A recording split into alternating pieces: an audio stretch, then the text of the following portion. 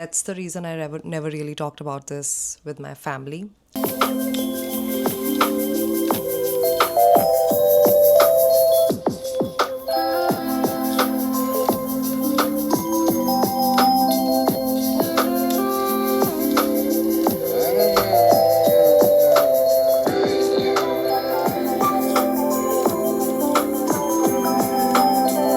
Okay, so let's get started. After trying for 16 times, this is the 17th time I'm trying to record this video and I'm going to make this work.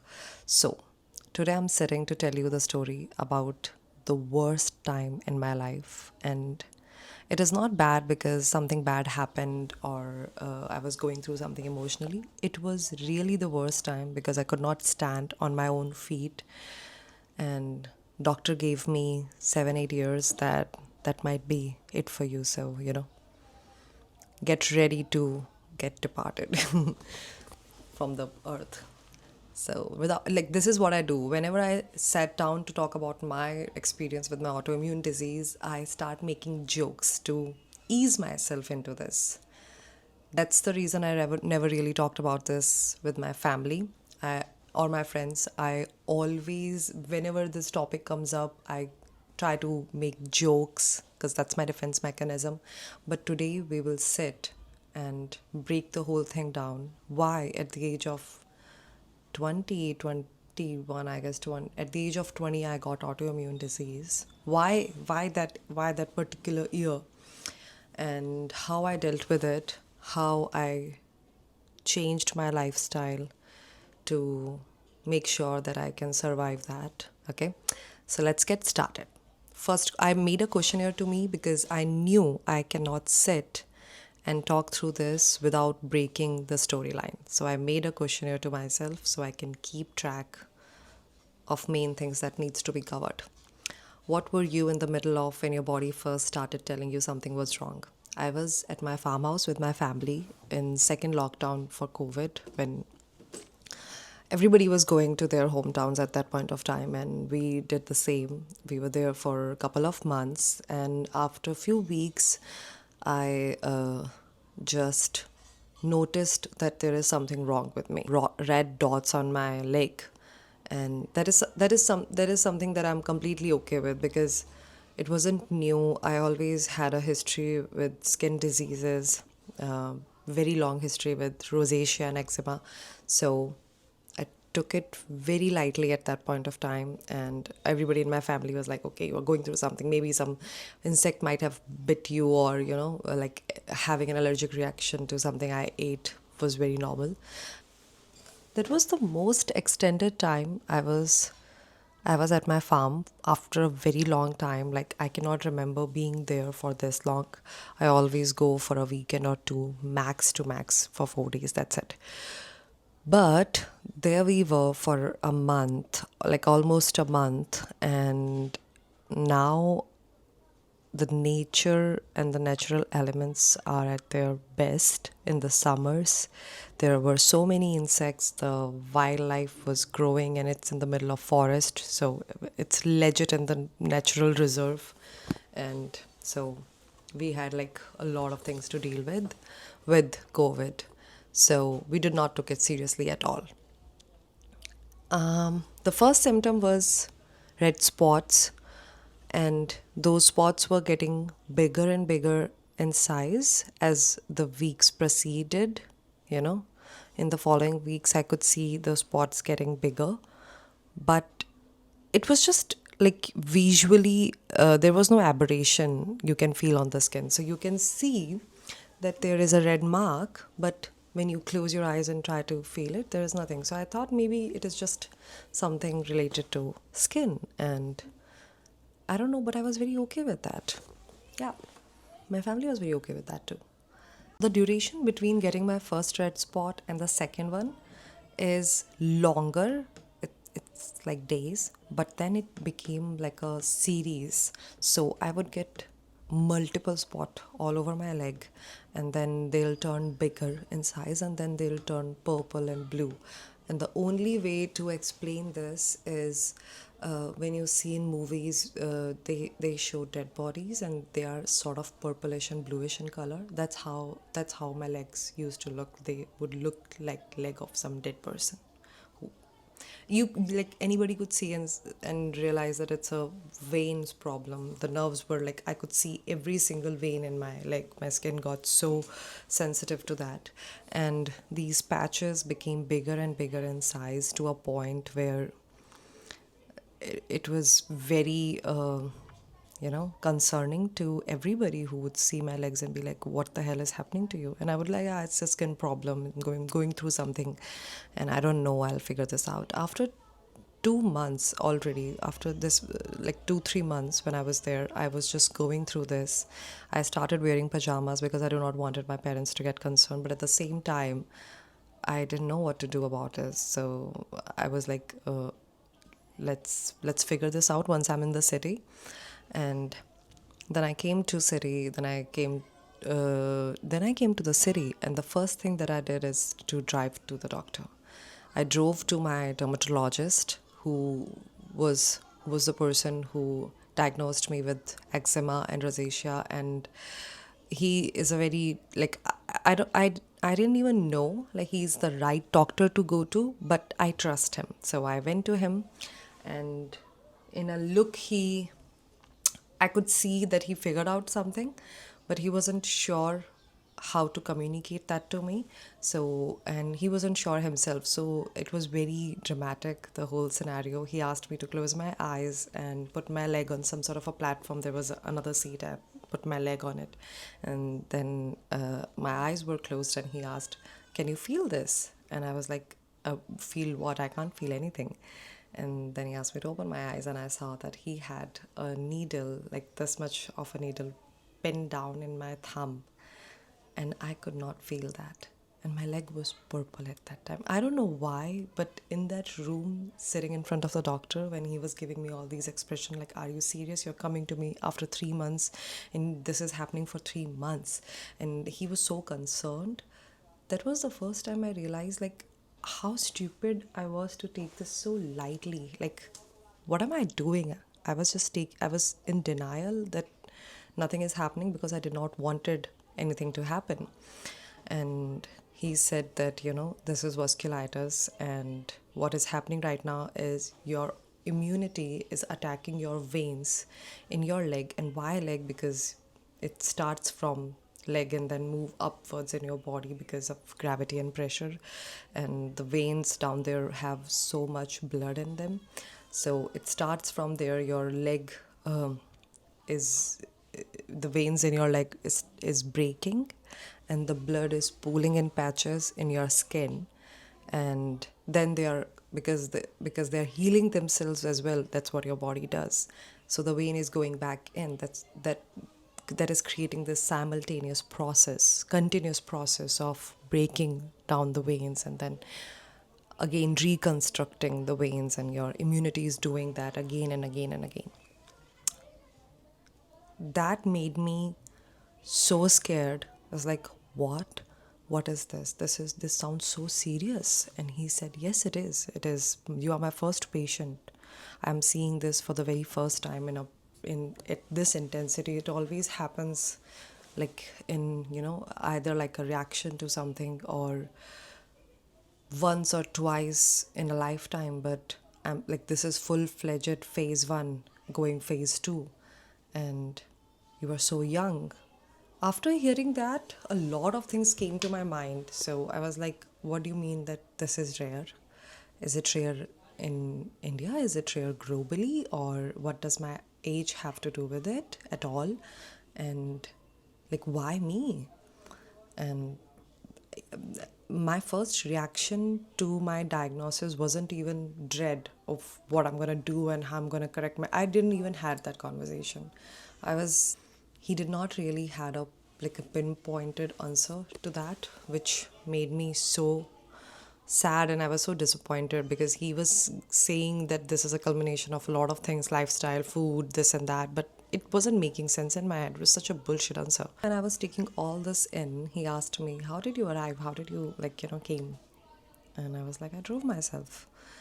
And he said, I would suggest to take a cab. On time he said, like, we have to take steroids because if we did not stabilize this now, we will be facing different major other issues.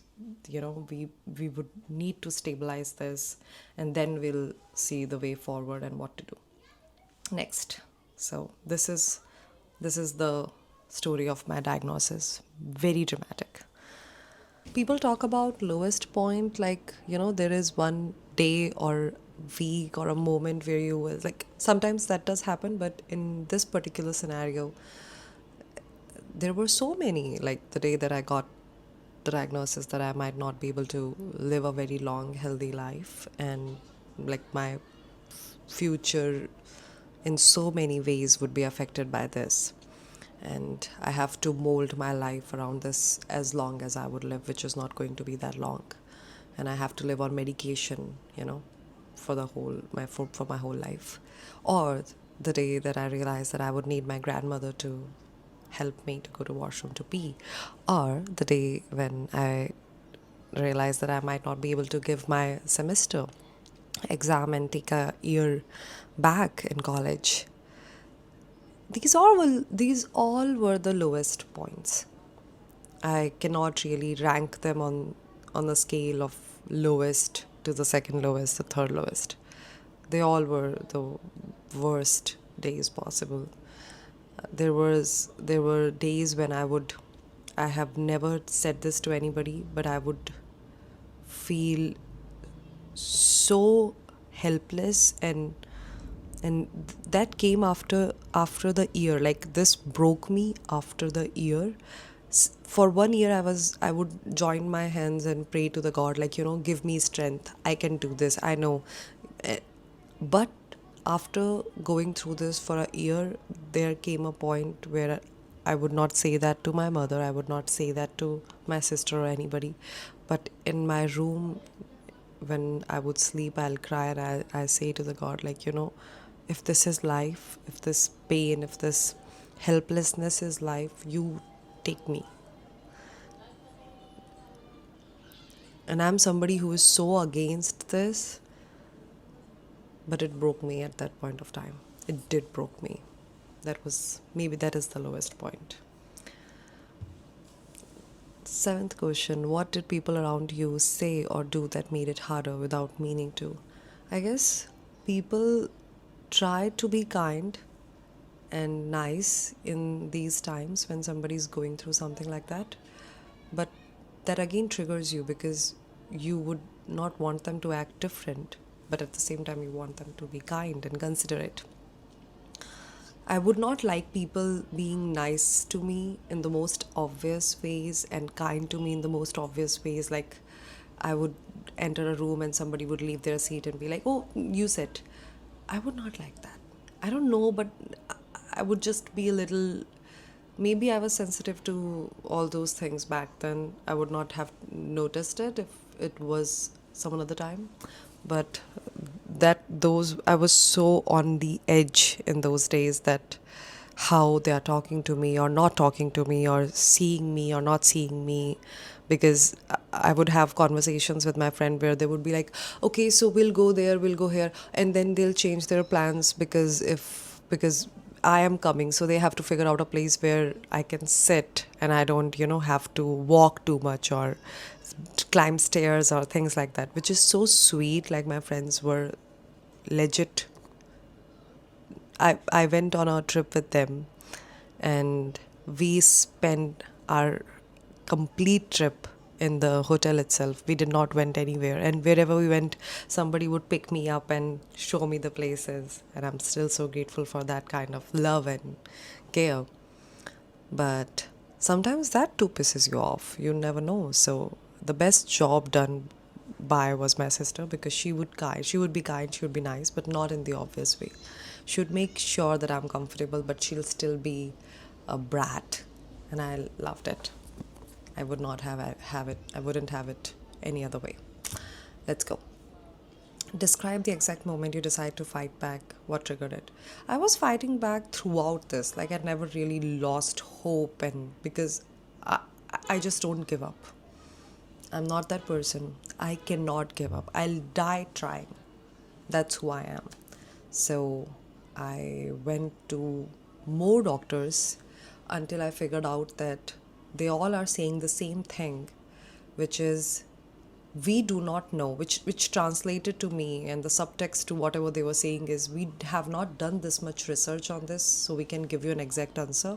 So we have to make assumptions on the precedented cases that we have encountered, and they do not, you do not fit in those categories, you do not fit in that age group, that history and stuff.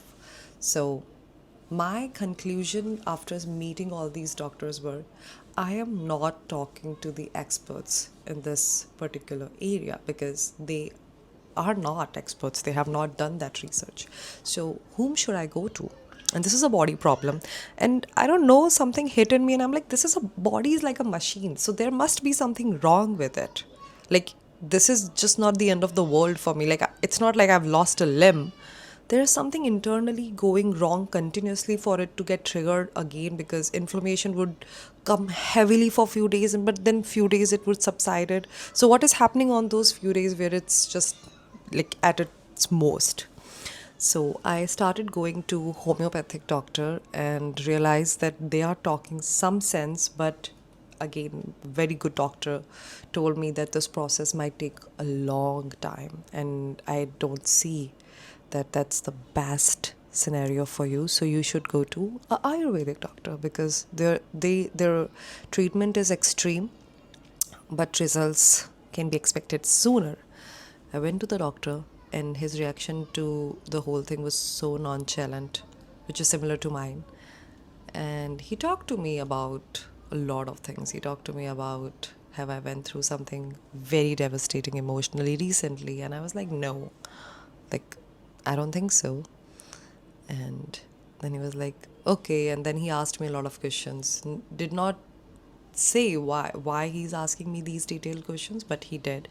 And then he gave me medication and some processes that were very extreme, like you would not eat something, it is like gut cleansing and like a lot of things. And then it was so extreme that I got more sick first, then started. And he told me that you will get more sick, you will lose all your and the whole psychology and ideology behind the treatment was that we will, your body is going through something, so we will make sure that every single energy particle or every ounce of energy and strength that your body is making is going towards treatment rather than anything else.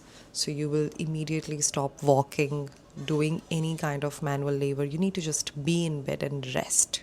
Take the medication, take it light, rest, give your body enough time to heal it, understand it, and come out of this fight and flight zone. And he told me the psychology of how our body and subconscious and mind actually, like, responsible for so much of the treatment that we get. Things started to change, and the duration, the intervals between getting these inflammations started to get longer and longer. And I could figure out like my trigger points. Okay, this. I should not be doing this. I should not be doing this. And I'm not like, it's been really long time since I've gotten my last inflammation, but I'm still mentally prepared. Like, I know it can happen again if triggered, but it'll go again. Like, it'll go away. Like, earlier I was just too stressed and I would like feel it's the end of the world. Now I don't think like that. So I can see there is a question: how did your ADHD brain, your specific brain wiring, became an advantage during the recovery? So before that, I have to tell you why my ADHD brain became the reason I got into this predicament.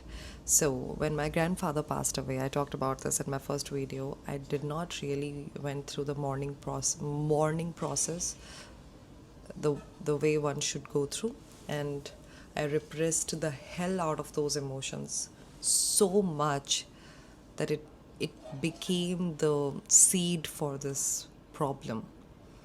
And like I repressed, like I was repressing emotion throughout my life, but that thing became like, it was the tip of the freaking jug. Like, then after that, it was just waterfalls.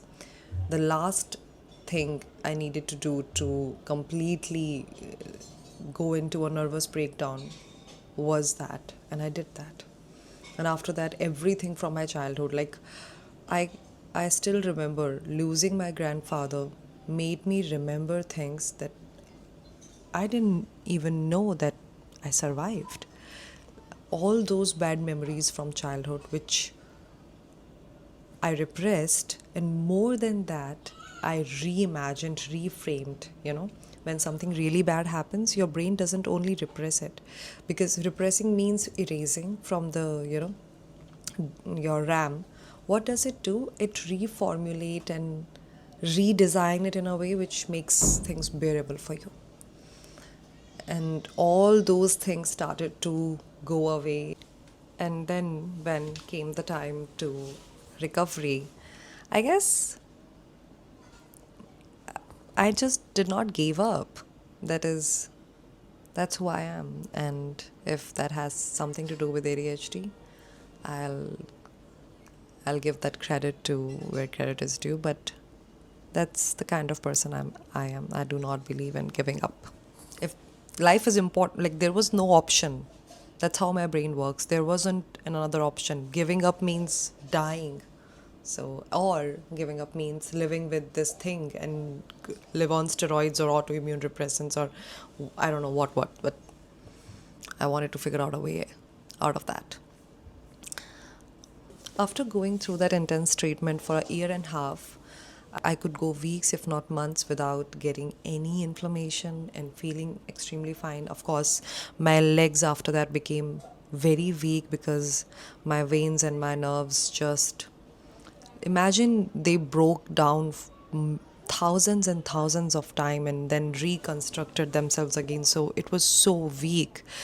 I could feel myself not like I could feel losing the grip in my legs standing for so long or sitting for so long. So I have to be in constant movement. I cannot, like the position that I'm sitting right now, a normal sitting position, that is actually the most dangerous position for somebody like me to sit, because everything just pressures in your, the pressure builds up in your feet, and that's where the problem starts. So I was given so many instructions, like my weight should not exceed that number, and I cannot do a lot of exercise as well. So I have to figure out a way to, I cannot go to gym and do the regular exercises. I have to figure out a way to keep everything in check through yoga or, I started doing Pilates after. I won't say that I have the healthiest body, but I keep everything in close check. I eat mindfully, and I still remember doctors said that you won't be able to drive or walk for longer period of time, or just forget driving.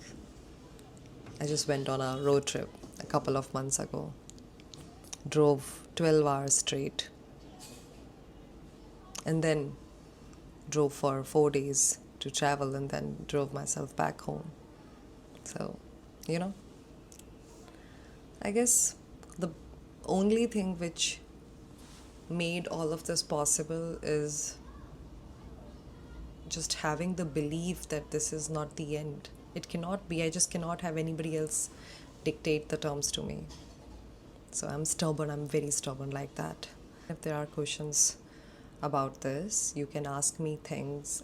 I tried my very best to put the story together and tell you. I know that there are still can be a gaps, but we'll just have to work with this one. I cannot reshoot this video again. Yep. Bye bye. Thank you for being here.